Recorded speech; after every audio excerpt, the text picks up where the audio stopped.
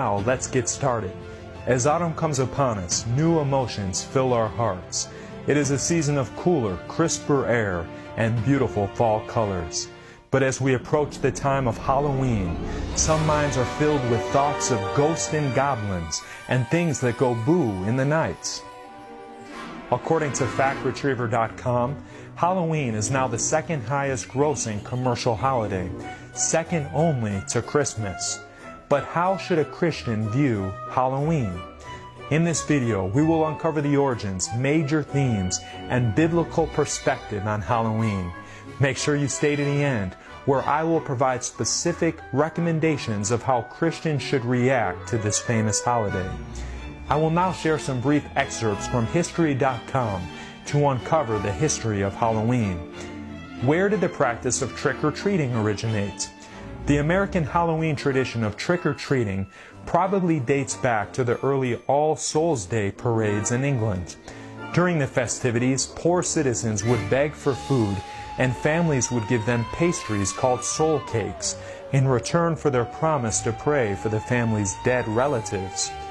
So where did the tradition of wearing a costume come from?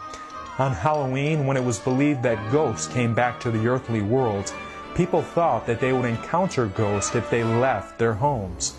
To avoid being recognized by these ghosts, people would wear masks when they left their homes after dark, so that ghosts would mistake them for fellow spirits. What about the practice of giving away food or candy?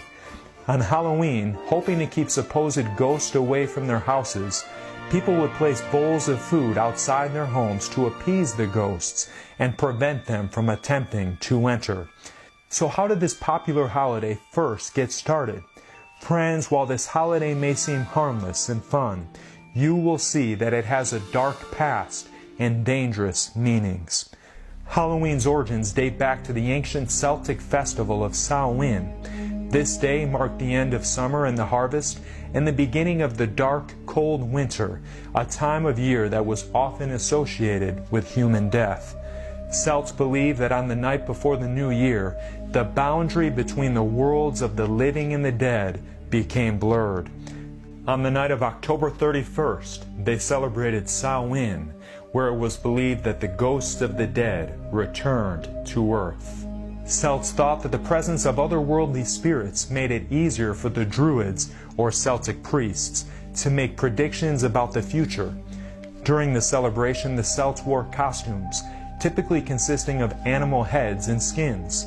In 1000 AD, the Catholic Church would make November 2nd All Souls Day, a day to honor the dead.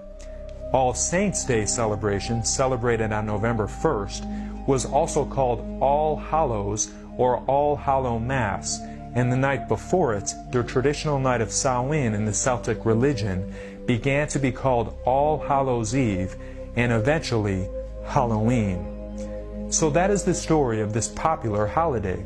We can see that Halloween has pagan origins, and it was built on a teaching known as spiritualism. Spiritualism is the belief that when someone dies, their so-called spirit continues to live and can even communicate with the living. Not only was Halloween built on this belief of spiritualism, but it can be seen in the way that Halloween is celebrated even in today's modern culture. The ghosts, goblins, witches, and jack-o'-lanterns that are so popular in Halloween decor are all centered on the idea that the dead are not really dead.